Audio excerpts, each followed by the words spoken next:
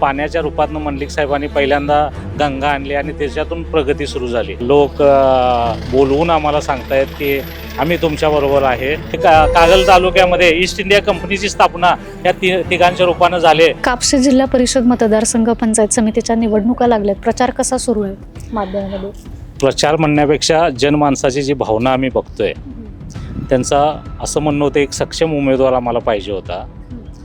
आणि आमचा उमेदवार जे आहेत अश्विनीताई कोळी, त्या MSc BEd आहेत, शिक्षिका आहेत. दुसरे कापशी पंचायत समितीचे जे कुंभार समाजाचे आहेत त्या BA आहेत.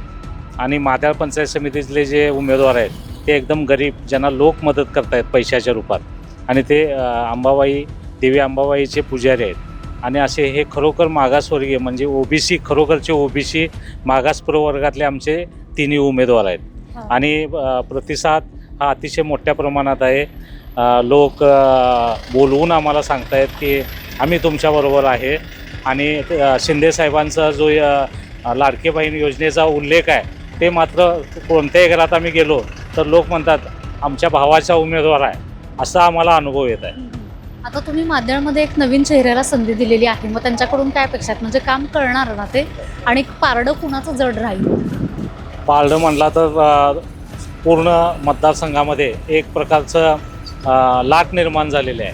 आणि 2-3, 4 वेळा तेच उमेदवार उभे राहिलेले असल्यामुळं आणि त्यांच्याकडून कोणताही विकास न झाल्यामुळंच ही एक प्रकारचं लोकांच्या मनामध्ये त्यांच्या बाबतीत निराशा निर्माण झालेली आहे.